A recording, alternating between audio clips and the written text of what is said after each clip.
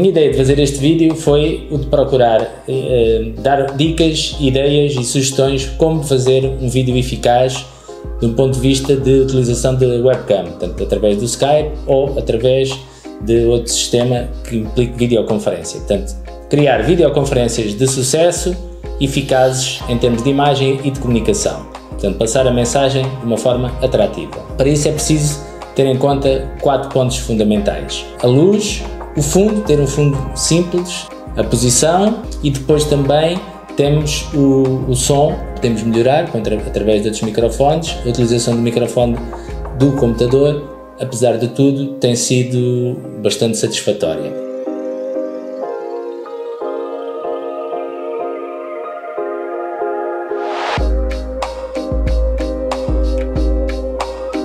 Sobre a luz, temos basicamente 2 cenários, um que é este, que é a iluminação natural, tem 2 fontes de luz que estão laterais, uma mais intensa, outra menos, mas evitando fontes de luz muito fortes a sair das janelas, ou que batam no fundo, ou que batam na pessoa e que possam criar manchas de luz, ou sobretudo no rosto, tornam-se ingratas depois.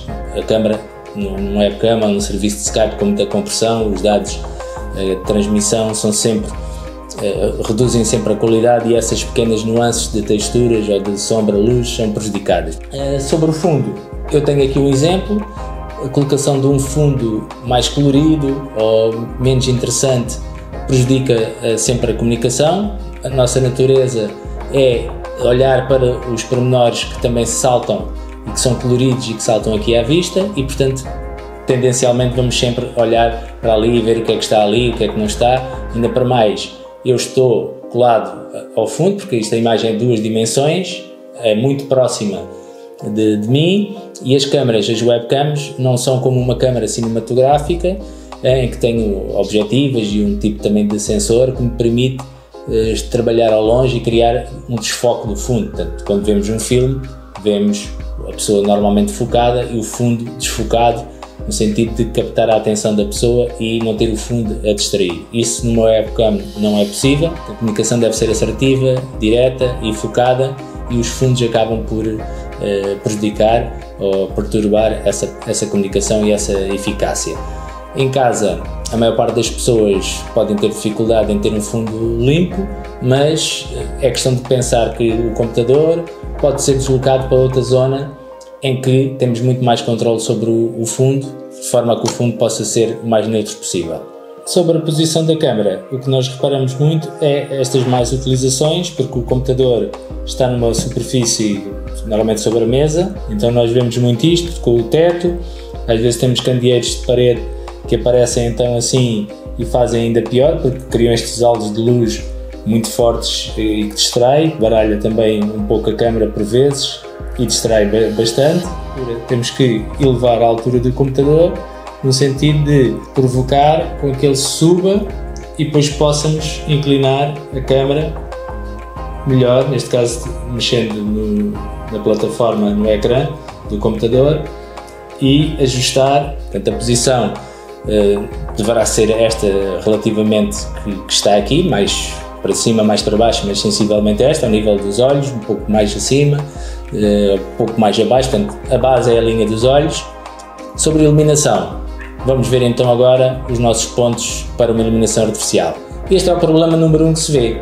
No geral, é uma iluminação de teto em que faz as sombras nos olhos. Tenho uma sombra também grande aqui e os meus olhos cavados e escuros, porque tenho uma iluminação que é um candeeiro de teto. Portanto, devemos evitar estar por baixo de uma fonte de luz como esta e vamos tentar melhorar a nossa posição da seguinte forma.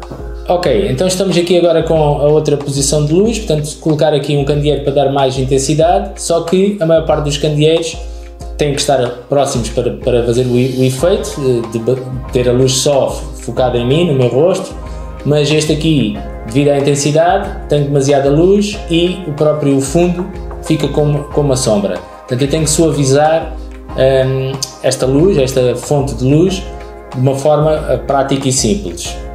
É usar um difusor, é a forma de o fazer. Parece já de entrar aqui numa linguagem muito técnica, mas podemos simplificar e usar papel vegetal, papel de cozinha, portanto aquele que vai ao forno, que se coloca nos tabuleiros, e colocando uma, duas, três ou quatro folhas.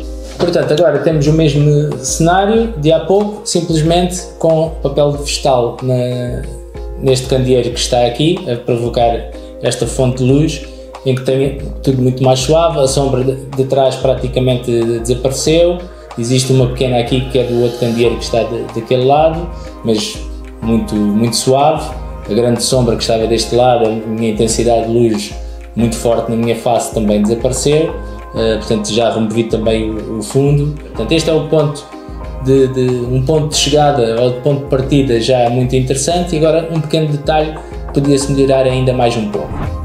Então já temos aqui outra situação de luz, podem ver a diferença, tenho atrás de mim uma luz com uma temperatura de cor diferente. A temperatura de cor também é um aspecto importante e neste caso fiz um pequeno contraste com o resto do ambiente. Pode ser também uma técnica complementar, mas que é já mais elaborada. Linhas claras de atuação no que diz respeito a um momento que nós desejamos que não venha a acontecer, mas que, enfim, pelo menos hipoteticamente pode ser